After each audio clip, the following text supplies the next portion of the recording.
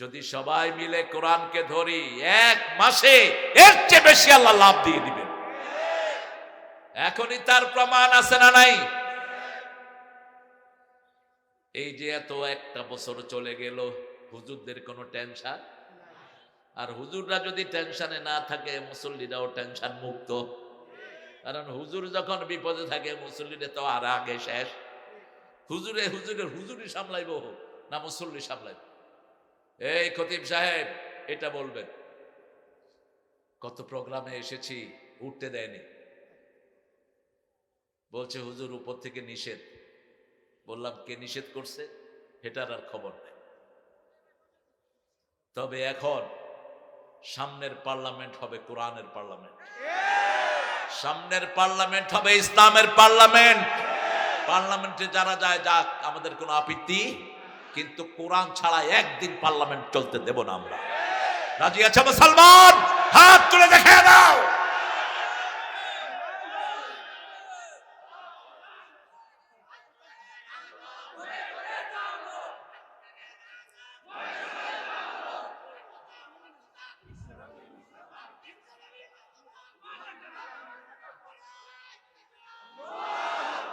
আল্লাহ আমাদেরকে কবুল করুন। ইমামুন আদেল, আপনি একজন ইনসাফগার ইমাম হবেন, হবেন তো? কথা বলেন না কেন? আদেল, আদল কাকে বলে বলেন? আদল হলো আপনার ছেলে তিনটা, আমার দুইটা। আমাকে তিন ছেলের খাওয়া দিতে হবে, ওনাকে দুই ছেলের দিতে হবে, ঠিক না বেটি? আল্লাহ বলছেন ইন্নাল্লাহ ইয়া'মুরু বিল আদলি ওয়াল সুন্নাহাল। আল্লাহ আদেশ করছেন প্রথম আদল। প্রথম কি? আদল। কেন আদল? ই'দিলু হিয়া আকরাবু লিত-তাকওয়া। তোমরা আদল করো, তাকওয়ার কাছাকাছি চলে যাবা। সুবহানাল্লাহ। আল্লাহ রাব্বুল আলামিন আদল শিখাচ্ছেন। সব নবীরা আদল করেছেন। যেমন রাসূলের কাছে এক ইহুদি এসে বিচার দিয়েছে, ইয়া রাসূলুল্লাহ, আপনার একজন কালেমা পড়া লোক আমার ক্ষেতের পানি বন্ধ করে দিয়েছে। কি দিয়েছে? ক্ষেতের পানি বন্ধ করে দিয়েছে। রাসূল সাল্লাল্লাহু আলাইহি ওয়াসাল্লাম বললেন, ক্ষেতের পানি খুলে দাও। আল্লাহ কোন মানুষের পানি বন্ধ করেন না, খাওয়া বন্ধ করেন না, রাস্তা বন্ধ করেন না। রাসূল বলছেন, কেউ যখন আল্লাহর দায়িত্ব হাতে নেয়, তার উপরে আল্লাহর গজব পড়ে। আমাদের দেশে কোন এক নেতা বলেছিল, ভাতে মারবো, পানিতে মারবো। ভাত আর পানির দায়িত্ব কার? তুমি দায়িত্ব নিলা কেন? সাথে সাথে দুর্ভিক্ষ আসলো, ঠিক না? ঠিক।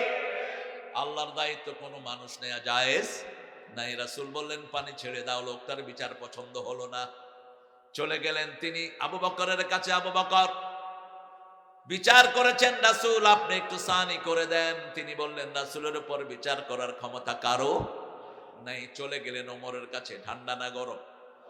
বেশি না কম? আসাদ্দুহুম ফি আমরিল্লাহি ওমর। আসাদ্দুহুম, সুপারলেটিভ ডিগ্রি ব্যবহার করলেন, আফআলে তাফসীর। আসাদ, আমরাও আসাদ হব।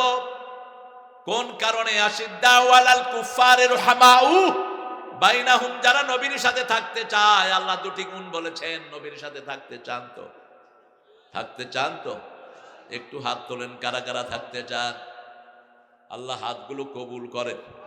জোরে বলি আমিন।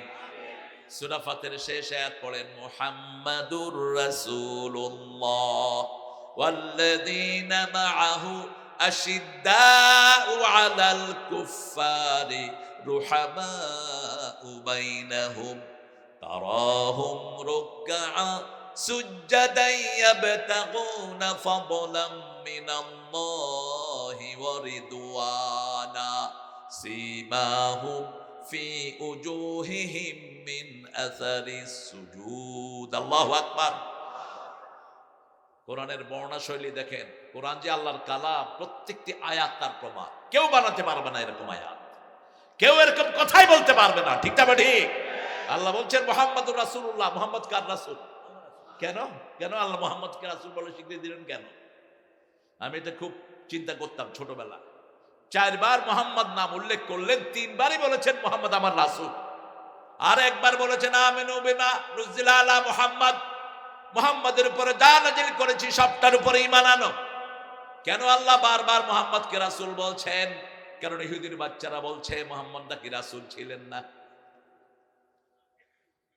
হাতকে দেখেন তো, এই হাত দেখেন, হাতের এখানে দেখবেন এক, এই 81 দেখছেন, আরবিতে দুইটা অক্ষর। এই দেখেন, এ পাশে হলো 1, এ পাশে হলো 8, কত হয়? 81। আর এ পাশে 18, 81 আর 18 যোগ করলে কত হয়? আল্লাহর নাম কয়টা? এবার 81 থেকে 18 বাদ দেন, কত হয়? 63। কত? রাসূল বেঁচে ছিলেন কয়দিন? 63 বছর। অসংখ্য নিদর্শন দিয়ে রেখেছেন। আর ইহুদিরা বলছে রাসূল নাকি নবী ছিলেন না, রাসূল ছিলেন। এজন্য প্রমাণ দিচ্ছেন কে? মুহাম্মাদুর রাসূলুল্লাহ আল্লাযীনা মাআহু, যারা তার সাথে থাকবে, আশিদ্দাউ আলাল কুফার, কাফেরদের উপর হবে বজ্র কঠিন। যেমন ছিলেন আবু বকর, যুদ্ধের ময়দানে গিয়েছেন, বদরের ময়দান। আবু বকরের আত্মীয় স্বজন বলছে, আবু বকর বহুবার তোমাকে পেয়েছি, কিছুই করি নাই। আবু বকর বলছেন, আমি যদি একবার পেতাম তোদের কল্লা গর্দান থেকে ছিঁড়ে ফেলতাম। একবার যদি আমি তোমাদেরকে সামনে পেতাম। কারণ আমরা কার জন্য ময়দানে নেমেছি? আল্লাহর জন্য নেমেছি। রাসূল সাল্লাল্লাহু আলাইহি ওয়াসাল্লামের বিচার পছন্দ হলো না। ওমর ফারুক তলোয়ার বের করে এক কোপে শরীর থেকে গর্দান ফেলে দিলেন। সারা মদিনায় ছড়িয়ে পড়ল, কাতারা ওমর মুসলিমান, ওমর মুসলমানকে খুন করেছে। তার আত্মীয় স্বজন গিয়ে রাসূলকে বিচার দিয়েছে। রাসূল সাল্লাল্লাহু আলাইহি ওয়াসাল্লাম ঘর থেকে বের হলেন আর বললেন, লা আদুন আন্না ওমর ইয়াশতারি কাতলা আখিল মুসলিম। আমি কখনো ভাবতেই পারি না আমার ওমরের হাত কোন মুসলমানের রক্তে রঞ্জিত হতে পারে। কথা শেষ না করতে জিবরাইল আমিন আলাইহিস সালাম আয়াত নিয়ে হাজির। সূরা নিসার 65 নম্বর আয়াত, ফালা ওয়া রাব্বিকা লা ইউমিনুন হাত্তা ইউহাক্কিমুকা ফীমা শাজারা বাইনাহুম সুম্মা লা ইয়াজিদু ফী আনফুসিহিম হারাজান মিম্মা কাদাইত ওয়া ইউসাল্লিমু তাসলিমা। তিনটা পদ্ধতি। আল্লাহ রাসূলের বিচার মানবে না, কসম খাচ্ছেন কে? আল্লাহ নিজের কসম খাচ্ছেন, ফালা ওয়া রাব্বিক, তোমার রবের কসম, তুমি কখনো মুমিন হইতে পারবা হাত্তা ইউহাক্কিমুকা ফীমা শাজারা বাইনাহুম, যতক্ষণ মুহাম্মদকে বিচার না মানবা তোমার পারিবারিক জীবনে, রাষ্ট্রীয় জীবনে, আন্তর্জাতিক জীবনে, ব্যক্তিগত জীবনে। তোমার ব্যক্তিগত জীবন তোমার নয়, এটা কার? রাসূল বলছেন, ডান হাতে নিজের প্রাইভেট পার্ট ধরবা না, তুমি ধরেছো কবিরা গুনাহ করেছো। বাম হাত সুস্থ, ডান হাতে ধরেছো, কবিরা গুনাহ করেছো। রাসূল বলেছেন, কেউ কারো প্রাইভেট পার্টের দিকে তাকাবে না। আজকের মেডিকেল সায়েন্স বলছে, যারা মানুষের প্রাইভেট পার্টের দিকে বেশি তাকায় এদের চোখের জ্যোতি কমতে থাকে। চোখের কি কমে? জ্যোতি কমতে থাকে। চোখ, বিভিন্ন অর্গানগুলো নষ্ট হয়ে যায়। এখন দেখবেন মানুষের গিরাবাত বাড়ছে না কমছে? আরে আসতে কর না কেন? মানুষ যখনই কোনো অ্যাবিউজ, বাজে ছবি দেখে, তখন তার শরীরে বিভিন্ন রস নিঃসরিত হয়।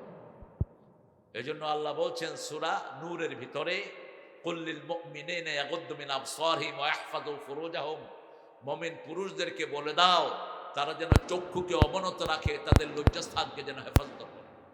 মুমিনা নারীদেরকে বলে দাও তারা যেন চক্ষুকে অবনত রাখে, লজ্জাস্থানকে হেফাজত করে। পর্দা করা আমাদের ইসলামের সুন্নত না নফল? সব ধর্মে পর্দা করা কি ফরজ? সব ধর্মে, হিন্দুদের কিতাবেও ফরজ, খ্রিস্টানদের বাইবেলেও ফরজ। কারণ আল্লাহ বলছেন যে কোনো কথা বলে, মাসালাহুম ফিত তাওরাতি ওয়াল ইনজিলি ওয়াল কুরআন। এখানে বললেন সূরা ফাতিরের শেষ আয়াতে, যারা মুহাম্মাদের সাথে থাকতে চায় কাফেরদের উপর হতে হবে বজ্র কঠিন। যখনই ওমরের কাছে রাসূল আসলেন, রাসূল খুশি হয়ে গেলেন। ওমরের সিদ্ধান্তের উপর আয়াত নাজিল করেছেন কে? রাসূল বলে দিলেন, আমার পরে যদি কেউ বিশ্ব নবী হতো, ওমর তুমি হয়ে যেতে। তুমি হতে সেই বিশ্ব নবী। আশিদ্দাউ আলাল কুফারি রুহামাউ বাইনাহুম, মুমিনদের মধ্যে হবেন প্রচন্ড রহমদিল। আমরা যারা একসাথে নামাজ পড়ি, একসাথে কোরআন চাই, আমরা হব পরস্পরের জন্য রহমদিল। ঠিক আছে না নাই? কেমন রহমদিল? মদিনায় সাহাবায়ে কেরাম গেলেন, রাসূল সাল্লাল্লাহু আলাইহি সাল্লাম বলেন, এই সাহাবীকে তোমার ঘরে রাখো। তিনি রাখলেন। দুই বিবির এক বিবিকে ওনার জন্য দিয়ে দিলেন। ওনার ইচ্ছায় দেন নেই, ওনাকে বলছেন দুইটার কোনটারে তোমার পছন্দ হয় কও। পারবেন আপনারা? কথা কন না। বিবি তো দূরের কথা, দুই মুঠ ভাত দিতে তো কষ্ট। রাসূল বলছেন যখন খাবা প্লেট চেটে আঙ্গুলগুলো চেটে খাও। বুখারী হাদিস 3 বার 4 বার। যদি তুমি না চাটো তোমার ভাইয়ের মুখে দিয়ে দাও। আমি যদি কুদ্দুসের মুখে আঙ্গুল দিই, কুদ্দুস কি নেবে না আমারে? সে সম্পর্ক গড়ে ওঠে নাই। সাহাবীদের সম্পর্ক কি মধুর দেখেন। 2 রুমের বাসা 1 রুম ছেড়ে দিয়েছে আনসারকে। সুবহানাল্লাহ বলতে ইচ্ছা করে না। কি ভালোবাসা দেখেন। ইয়ারমুকের যুদ্ধ, পানি পানি করে যুদ্ধের ময়দানে আওয়াজ উঠেছে। পিছন থেকে একজন পানি নিয়ে আগে আসলেন। পানি প্রথম যার কাছে নিলেন, তিনার মুখের কাছে নিতে নিতে আরেকজন বললেন পানি। ওই ভাই বললেন আমার দরকার নাই, আমার ভাইকে দাও। আবার দ্বিতীয় জনের কাছে গেলেন। দ্বিতীয় জনের কাছে যাওয়ার সাথে সাথে তৃতীয় জন বললেন পানি। দ্বিতীয় জন বললেন আমার দরকার নাই। তৃতীয় জনের কাছে যাও। তৃতীয় জনের কাছে যেতে যেতে চতুর্থ জন বললে পানি পানি। চতুর্থ জনের কাছে যেতেই তিনি শেষ। এসে দেখে সব শেষ। এক ভাইয়ের জন্য সব ভাই কোরবানি দিলেন।